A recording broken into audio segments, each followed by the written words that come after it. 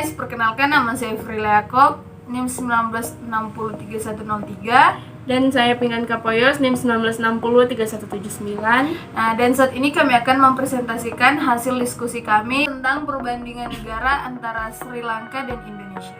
Kita masuk pada materi yang pertama mengenai negara Sri Lanka. Mungkin belum banyak yang mengetahui tentang negara tersebut, namun di sini saya akan menjelaskan sedikit.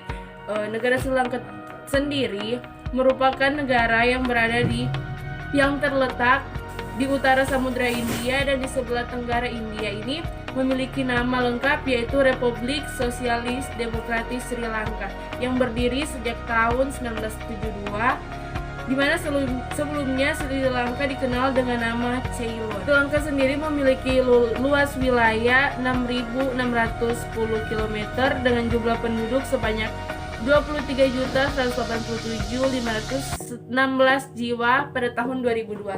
Mayoritas penduduknya adalah ateis atau dapat kita ketahui bersama belum ada agama. Untuk sistem pemerintahan yang dianut oleh Sri Lanka tersebut hampir sama dengan Indonesia, yaitu sistem pemerintahan republik presidensial, yaitu sistem pemerintahan yang kepala negara dan kepala pemerintahannya adalah seorang presiden yang menjabat untuk masa jabatan 5 tahun, dapat dipilih kembali dalam periode berikutnya. Hampir juga sama dengan Indonesia bahwa presiden Sri Lanka juga dipilih oleh masyarakatnya atau oleh warganya sendiri. Sri Lanka memiliki 2 ibu kota, yaitu ibu kota komersil yang berada di kota Colombo dan ibu kota administratif yang berada di kota Sri Jawedapur Kotte.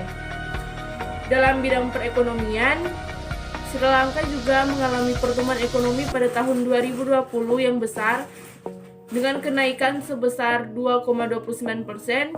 Ini memiliki pendapatan domestik yang membuat negara Sri Lanka mengalami kenaikan dalam ekonomi. Untuk sistem politik, Sri Lanka sendiri menggunakan semi-presidensial representatif demokratis republik, di mana seperti yang saya jelaskan tadi bahwa presiden adalah kepala negara dan kepala pemerintahan, dan juga presiden memegang kekuasaan eksekutif dan sebagian kekuatan legislatif.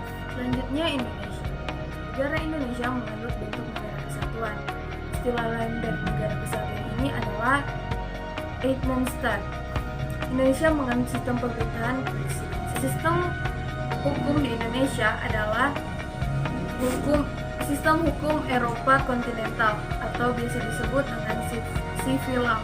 Sistem politik di Indonesia berlangsung dalam rangka Republik Demokrasi Perwakilan Presidensial, di mana Presiden Indonesia ialah kepala negara dan kepala pemerintahan dan sistem multipartai. Kekuasaan eksekutif dijalankan oleh pemerintahan. Kekuasaan legislatif dipegang oleh pemerintah permusyawaratan rakyat bikameral. Terima kasih. Jadi untuk kesimpulan dari kedua negara itu berdasarkan apa yang kami sampaikan tadi, di mana dapat kita lihat dari sistem ekonomi yang ada di Indonesia dan di Sri Lanka sangat berbeda perkembangannya dan kemajuannya.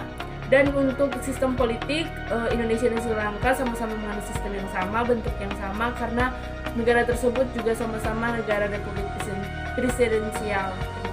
Demikianlah hasil presentasi materi yang kami bawakan tadi. Sekian dan terima kasih.